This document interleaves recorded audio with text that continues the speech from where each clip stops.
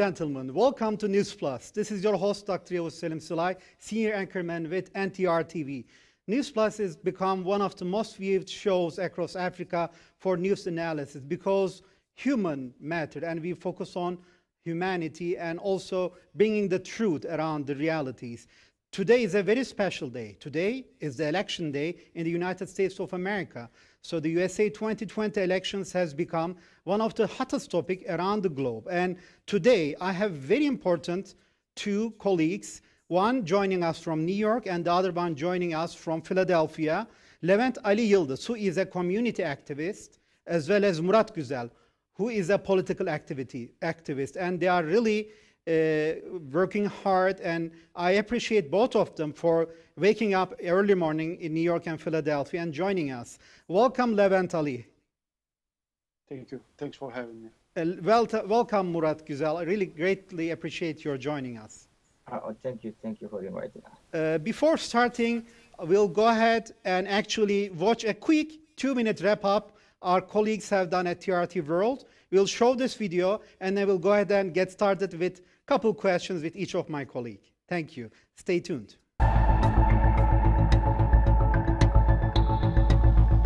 Early voting is underway for November's presidential election, which Democrats and Republicans alike are describing as the most important in generations. The outcome will affect not just the US, but countries far and wide, including Washington's most powerful foes. The director of the US National Counterintelligence and Security Center, William Evanina, has published its assessment of the threat of electoral interference, primarily from Russia, China, and Iran.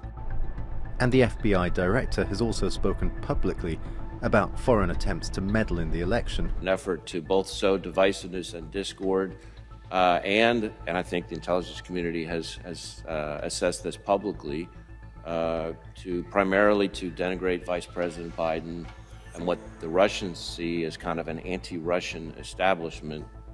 That's essentially what we're seeing in 2020. The consensus in US intelligence is that Russia favors Donald Trump, but China sees him as unstable and would prefer Democratic challenger Joe Biden. For Iran's part, the National Counterintelligence and Security Center says it seeks to divide the US and undermine its electoral institutions. Technology companies have also warned of election-related cyber attacks from all three countries, and as a result have removed millions of fake accounts located in their territories. Washington has said it will use both sanctions and rewards for informants to deter election-related online interference. Speaking of Russia and other malign actors, the State Department's Rewards for Justice program is offering a reward of up to $10 million for information leading to the identification or location of any person who, acting at the direction or under the control of a foreign government, interferes with U.S. elections by engaging in certain criminal cyber activities. In August, a Senate Intelligence Committee concluded that in 2016, President Vladimir Putin personally directed Russian hacks so as to leak damaging information about Trump's then rival, Hillary Clinton. Could 2020 see a rerun of this foreign interference? And if Trump loses the election, might he cry foul? This time, perhaps blaming interference from his trade war rival, China. Adam Pletz, The Newsmakers. Welcome back, ladies and gentlemen. Today, as I mentioned, I have very important two gentlemen, Levent Ali Yıldız, who is a community activist, as well as Murat Güzel, who is a political activist, joining us from New York and Philadelphia. Let's get started with Levent Ali. Levent Ali, can you tell for our 900 million viewers across more than 40 countries in Africa who Levent Ali Yıldız is? First of all, greetings from New York to all your viewers, to beautiful people of Africa. My name is Levent Ali Yıldız. I have been living in the United States almost 2 decades. I am a business person and also a community activist. My education background is sociology and business administration. And basically, that is it for now. Thank you. Thank you, Levent Ali. Let's get to my dear colleague, Murat Güzel. I want to thank Murat also for joining. For our 900 million viewers, who is Murat Güzel? Could you tell a little bit about yourself, please? Well, I'm from Turkey, obviously, Malatya region. And I have been living in this country over 30 years, and I did my master's and PhD work here, and I was an engineer, and then I started my own business, and I'm very active in political life and as an activist, and to help the human beings and help the oppressed people and Black American, African American, or brown, or some of the other area, the unprivileged people. So everything is connected to me as a politically or as a human being, as you said at the beginning. Everything is for human beings, and that's very important for me. That's my main goals in the politics, to get human being a better, decent life. Thank you, And Murat. to raise their voices.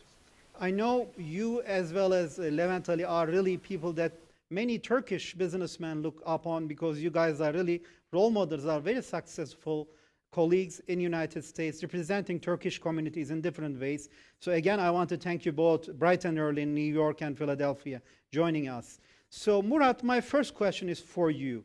You know today is the election day, and I want to start asking the first question from the beginning. For our African viewers to understand, what does, in terms of the major issues, how does Trump actually differ from Biden? Well, there are many issues, and some of the issues are general differences of opinion between the Republican and Democratic Party people. And some of them is unique to these circumstances right now.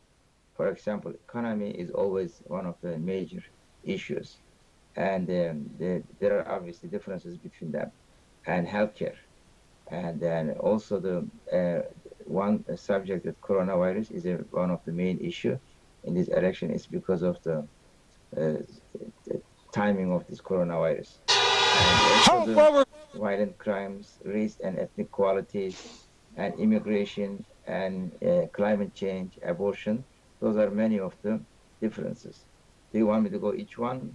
Yeah, I mean, at least in general, if you don't Yes. mind giving, like, what are the major differences, just in general for our viewers to understand, like in gun or in, abortion, in COVID-19, what are the major differences in general?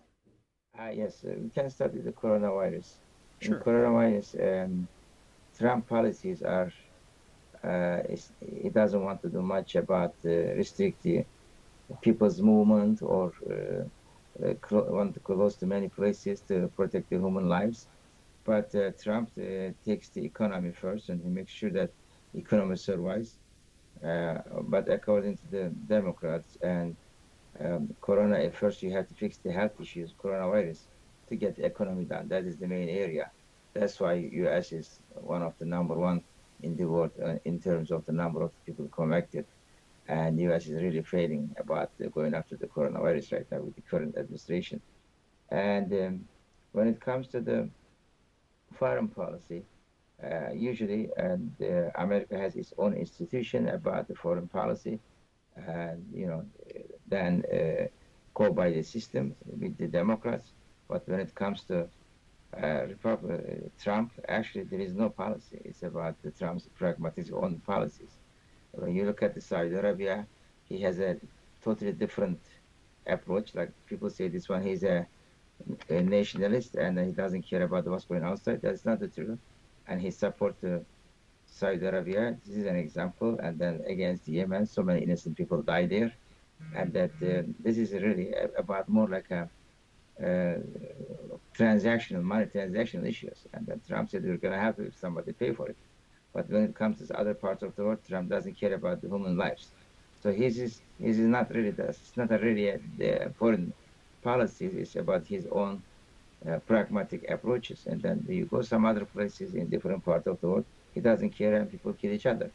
And with the Democrats, it has a better, it's a different policies to make sure that try to go to the root of the problem. And with the institution, America has institution, intelligence services, or Pentagon, or many other institutions, they work together to get an interest of America.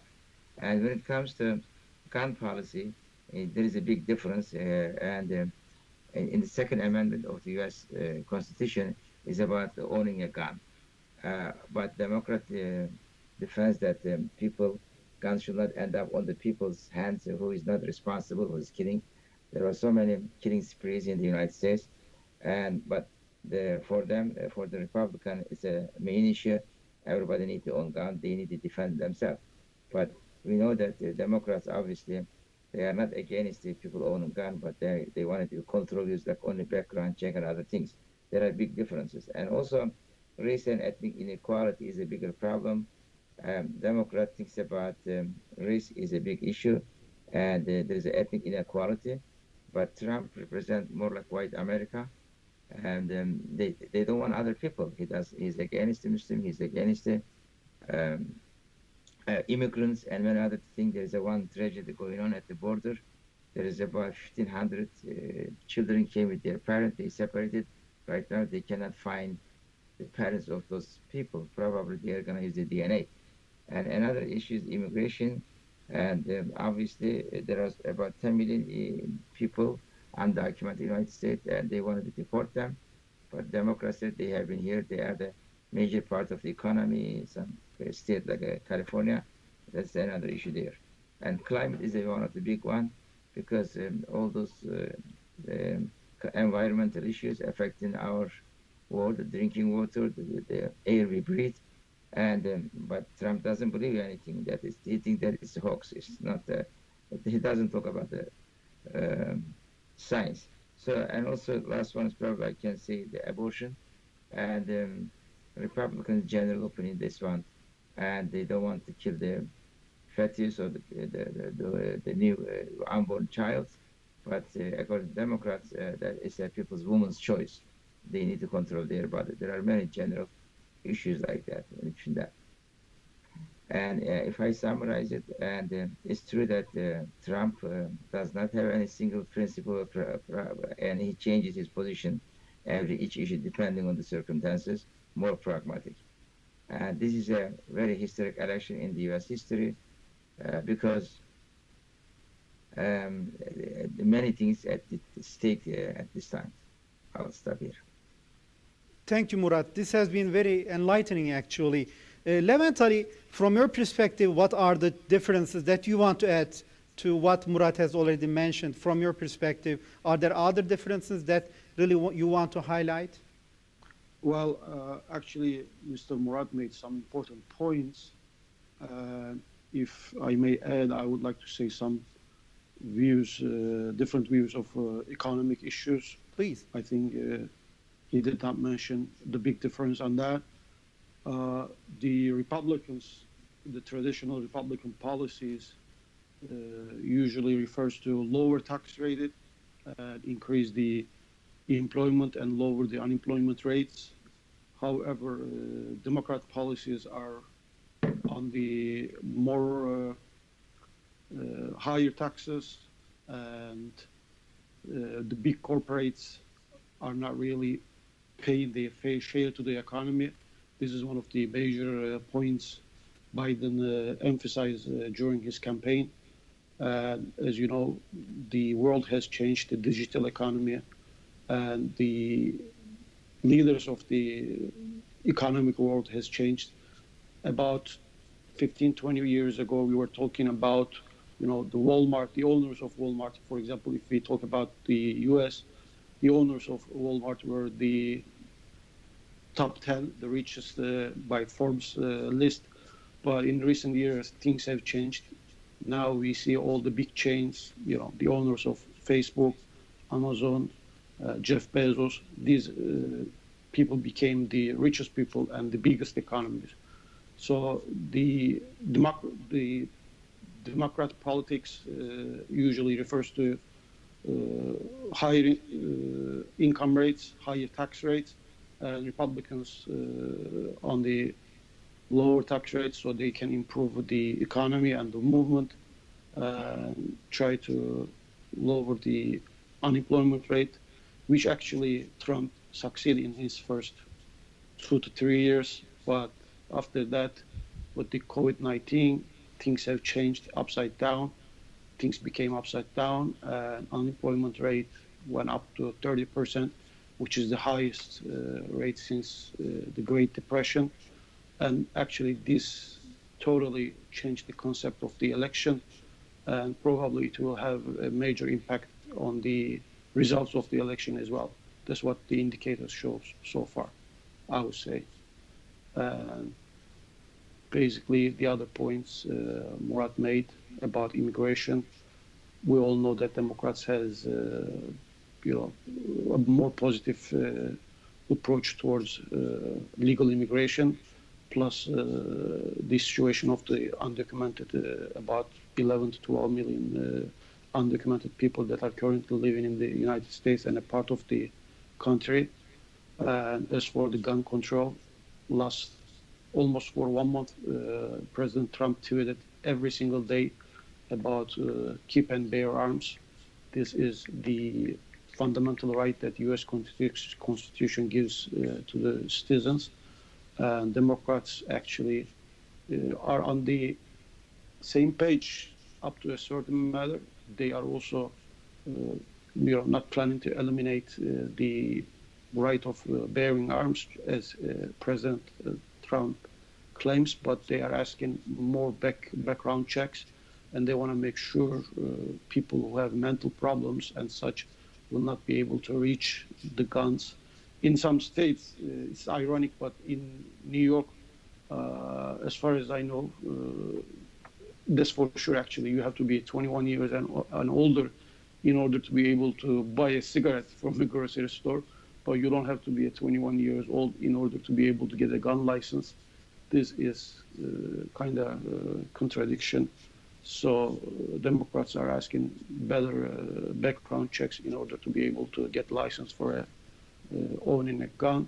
This is one of the major issues. Thankfully, we are not seeing so many mass murders in the last couple of years, but that has been a major problem, as you may follow in the recent years. We had so many mass shootings, and especially in schools, in Sandy Hook, etc. We all witnessed during our social life here. We have lost so many people to this madness, and I personally, support the idea of people having, more vetting and intensive background checks for them to reach guns. I mean, you've seen what happened right after the Black Matter protests. We've seen some people trying to defend themselves or their communities with their own guns. And it was, close to a civil unrest and almost a civil war, which still, we are afraid of. So it is actually a basic policy difference between Democrats and Republicans. Thank you, Levent Ali. Especially the impact on the change in the tech giants and their impact and also influence on the media has been very important.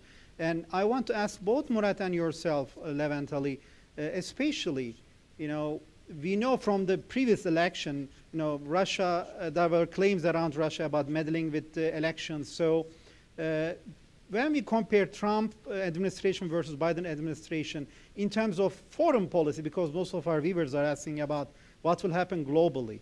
So do you think, I mean, this is a question to both of you, and each of you can pick however you want. Do you think for Biden, Russia is the biggest threat, and for Trump, China is the biggest national threat? Would you agree to that? Murat? First of all, I want to emphasize that opinion I express here, they are my personal view, and I am not looking for Democrats or Republicans. I'm not looking for Biden or Trump. It's very clear. I want to emphasize this one. Sure. And well, actually, yes, U.S. foreign policy shapes the many development around the world. It's very important. Everybody knows this one. But I don't think that Russia is the largest national threat in terms of many other things going on.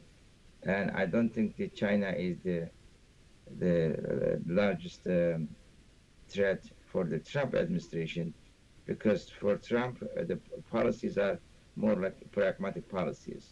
He look at from the economic perspective. He doesn't have like an outside world. He doesn't have experience. That's why he changes his State Department. I mean, he's Secretary of State and then many other things. And he has his own way of doing the diplomacy. And then he has no principles, in my opinion, because when you look at the, for example, in the war in Yemen, and then he supports Saudi Arabia, so many people die in Yemen. And then, but on the other hand, that he supported that Saudi Arabia killed this journalist Khashoggi. Yes. These are like not really philosophy, and it's like more like a monetary reason. And yes, Russia and the U.S. has a long-term, since the Cold War days, there is some kind of between them some conflicts, many conflicts, and they take the side in different side of the different part of the world. I don't think they are the national trend, but we know that in 2016 election, and Russia tried to interfere in the U.S. election. So in those terms, yes, there are some threat comes from there, but that's not going to change U.S. position, because there is an outside foreign policies that are more like institutionalized policies. It's not going to change from president to president, but there is some room for each president. Probably, I think the Democrats will do a better job, and then because you're going to predict what they're going to do. But with the Trump is unpredictable. Sometimes he go to the North Korea leader and he had a meeting. He said he did a very good job, but then they fight each other again. So there is no principle in the foreign policy. Need a really experienced people. It's not like personal policies. It has to be a country's interest. In this sense, I don't think both of them, China or Russia, biggest threat. But obviously there are the countries that the U.S. need to deal with it, and in a proper way. And that's why I want to stop here. And thank you, Murat. Levent Ali, from your perspective, also I want to understand what are the biggest national threats as you see, and for Biden versus Trump. I just gave it as an example, you know, Russia for Biden and China for Trump, when you look in general. But I want to also get your opinion as well as Murat's opinion on, you know, if Biden versus Trump elected, how would the policies change towards China, Russia, Iran, Turkey, and other regions? Well, to be honest, in 2016, when President Trump became the president, nobody actually knew how his policies were going to shape, since he was not a member of the political world, as he called himself. He wasn't a classic establishment politician. He was very unpredictable, and he actually is still kind of unpredictable. As Murat pointed out, he has his own style, and sometimes, other than traditional ways, he usually uses his own style to establish relationship and to choose his priorities as for the foreign relations, and who is actually a friend or who is actually a foe to the United States and the national security of the United States. And we all know that there was accusation of Russian involvement, meddling with the elections. And there was actually some kind of criticism, even from his own party, from the Republican Party, when President Trump said the Russian involvement wasn't there. Even some U.S. intelligence reports show that there was Russian involvement in the elections. He actually took some criticism, even from his own party and people. But we know that he tried to establish, with his own techniques and ways, a relationship with Putin.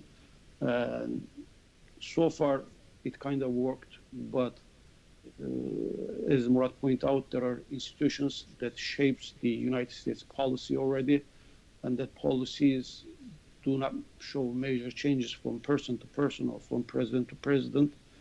On the other hand, on the other side, we actually witnessed the vice presidency of Biden for the past 8 years with the President Obama, and as some experts will call the Biden presidency, if he gets elected, it'll be third Obama term. That actually kind of refers to predictability of Joe Biden. We kind of know what his policies will be, and As for the Russia or China thing, his first priority will be towards Russia.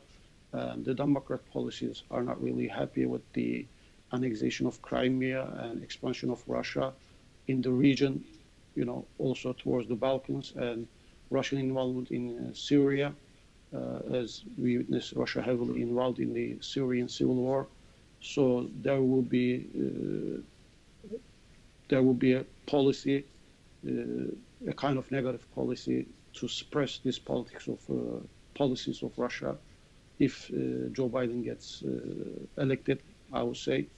During the campaign and the rallies, Trump tweeted so many times about Joe Biden being soft towards China, and he claimed that he would eliminate the tariffs and other trade measures that President Trump came up with towards China.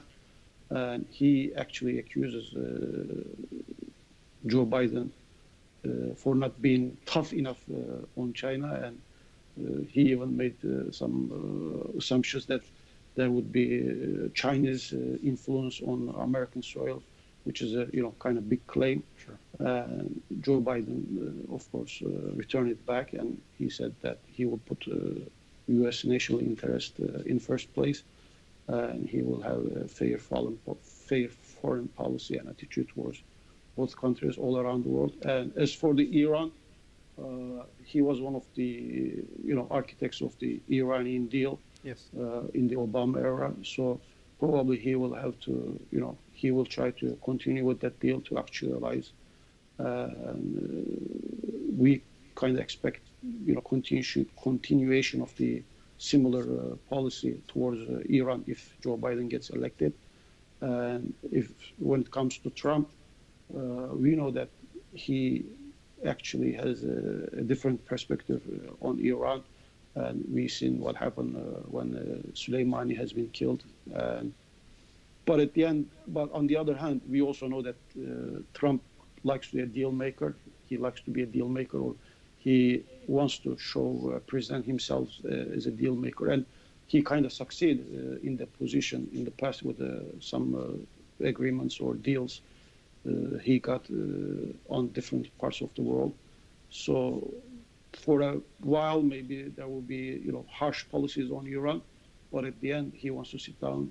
I personally think, in my opinion, he will try to sit down with Iranian leaders, and if there will be a deal between the United States and Iran and the other parts of the world, he wants to be the one that made this happen possible, I would say. I don't know if Murat agree on that with me. That's very helpful. And of course, if there are any disagreements, feel free to share, Murat. But I want to get to the Syria part, because you mentioned, how Russia played a role in Syria. And I know for a fact that not increasing the troops in Syria is one of the red lines of President Trump. If the administration changes, Murat, do you expect any changes in the position in Syria in terms of withdrawal of troops from Syria or increasing the troops? Well, first of all, I wanted to reiterate again, I am today very sick and I'm having a hard time to talk with my throat, and I think I have some inflammation, and I apologize for this. No problem. That's why I cannot put my thought together. No problem. So I think Syria is not really a red line for Trump. And because, again, he does not have institutionalized policies to the region. He doesn't understand how international policy works. But he has his own way, like a business way. It's good in some way that somebody bring a different opinion, but they are not consistent. And there is no principle to this one. And I think I understand that it is in the best interest of the U.S. to have a stability in the region and Syria, but then at the end, women suffers. There are so many people dying, and they left their countries. And I think Trump policies, trying to, he wants to take the troop, live there, but he leaves a big gap. And then that's what happened in the previous day when the U.S. left the area. Then we had the Daesh or ISIL came to there, and then they took so much time, so many people died. So I think U.S. need to do a good policy there, make sure that they don't leave a vacuum for more anarchy there. And these are, I mean, the area of Syria is a hard subject to discuss, for me at least, because I am actively in politics here. Sure. And I just don't want to say something that, you know, as if I'm talking to a candidate. But I think a better policy based on the principle and taking our neighbors in the area into consideration, those are a must to solve the region. And then sometimes I feel that, again, I'm not trying to be against Trump, but his policies is short-term, and then it creates, maybe sometimes it helps the region, it helps the maybe Turkey, it helps the Israel in somehow, but on the other hand, that there are create some other difficulties in the region, and then more human suffer about as a result of this one. I see. And I want to stop here. Yeah. Thank you, Murat. So, in terms of the policies towards Turkey, I want to get to that as well, since you're both representing Turkish American communities in different ways as community activists and political activists. How will the situation may change? We have seen Trump somewhat get along very well with President Erdogan at the presidential level, and there has been a recent video outlet where Biden made some comments about working with the friends of and trying to support the actually people who are against Erdogan and try to work jointly with them, and not as a coup per se, but also trying to use some of these forces. So, this has created a big reaction inside the Turkish towards Biden, and many Turks in Turkey that I know of, they say, well, we would rather have Trump than Biden, because at least he's getting along well with President Erdogan, and at least, even though from US, you may say he's not very well, you don't know what his next step it is. For some of the Turkish people, at least the current administration, there is actually more tendency towards Trump. What do you think? And regardless of if Trump administration or Biden administration comes next for the next 4 years, what will be the position of Turkey for United States? I want each of your separate opinions.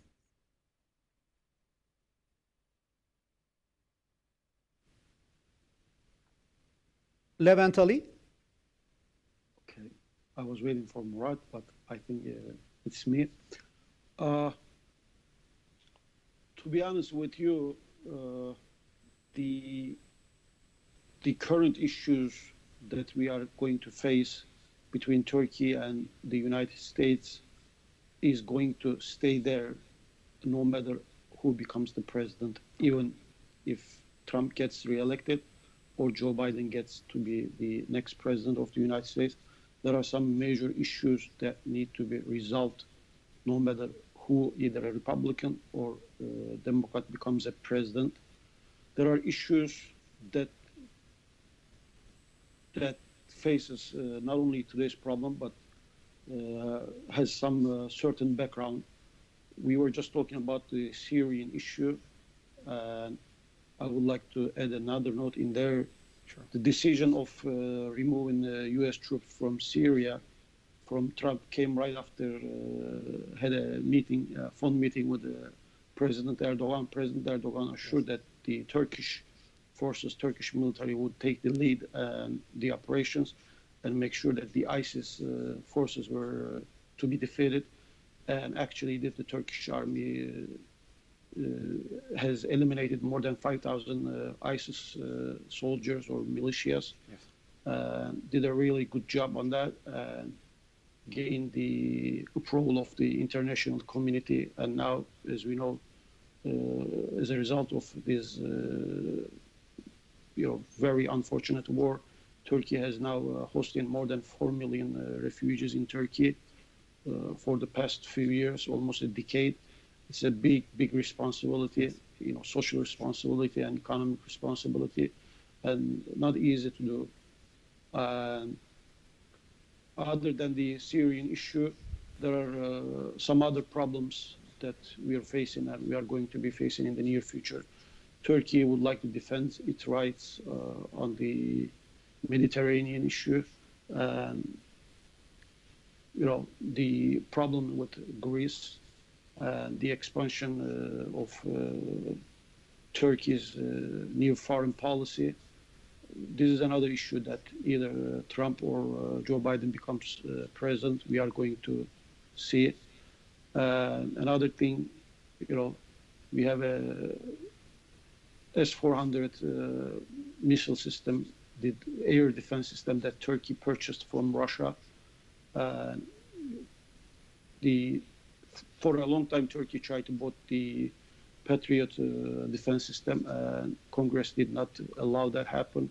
And then, as President Erdogan explained, Turkey wanted to get that defense system, and it's actually a defense system. So, even though Turkey is a NATO member, it's a solid member of NATO, the second biggest army of NATO, and one of the vital parts of actually NATO. So, Turkey needed that defense system urgently, but were not allowed. So, Turkey made a decision to get it from Russia.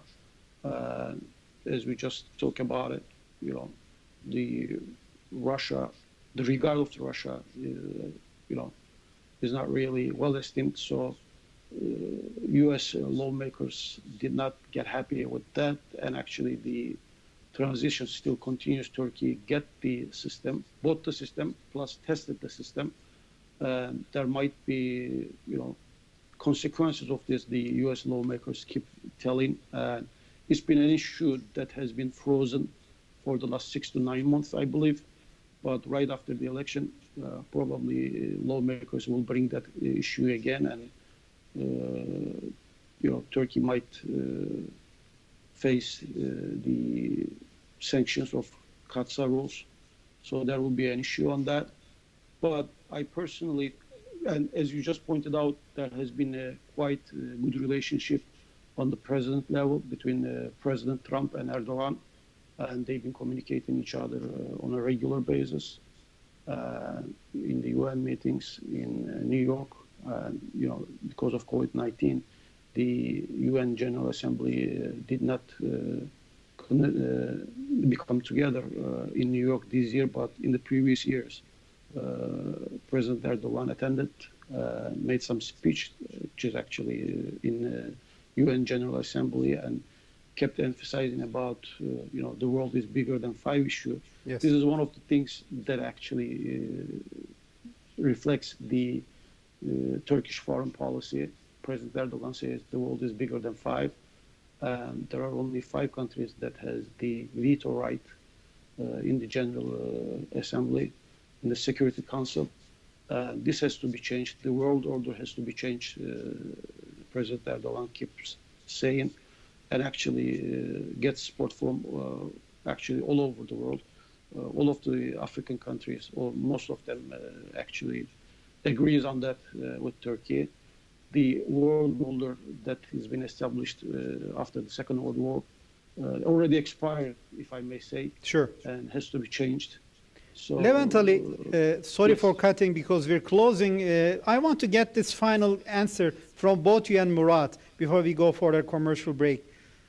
You guys are doing an amazing job for representing Turkish American communities, both of you. I'm very proud personally as a Turkish American for what both of you are doing.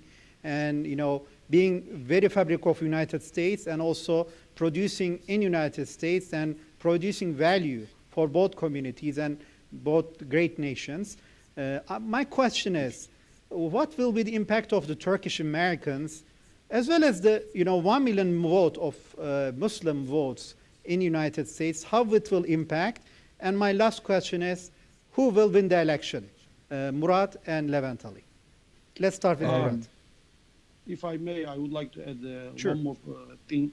No matter what happens and no matter who becomes president, there is a trade target between Turkey and the United States. It's $100 billion mutual trade Yes. target. And no matter what happens, what politics tensions, either they're low or high whatsoever, we will try to continue to make that happen and to make sure the trade relations goes between Turkey and United States without being cut and without being impacted by the political climate. And that 100 billion target is a target for Donald Trump and supported by Donald Trump. Yes. We have lost 30 President seconds. I have to stop, Levent Ali. I apologize, but who will win the election? I want to get Murat and your opinion before I close. Murat?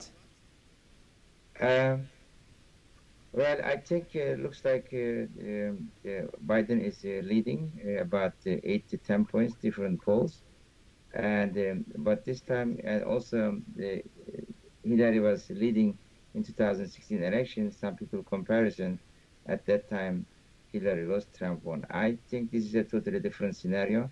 There is too much differences in the U.S. There are too much conflict going on, and I think for the peace of America, looks like that Biden is gonna get the election. He will do this one, and then because thank you, Murat. Thank you, Murat. I want to get also Levent's opinion. Levent, who will win the election so I can close? I will have an answer for you about 12 hours from now or 18 hours from now. No, I want your opinion now. It is a very close call. So to be honest, as Murat said, almost all major polls shows that it'll be ending with the Biden's victory. But there is a thing called the voice of the silence majority. So it will depend what the silent majority will say. Thank you very much. So I get that as in between. Thank you very much, both Levent Ali and Murat. I am really proud for representing Turkish American communities. We look forward to seeing you again. And we're going for a commercial break. Take care and all the best. Stay tuned to us, ladies and gentlemen. We'll continue with Mustafa Efe from the African Strategic Center and talk more about elections in Africa right after this break. Bye.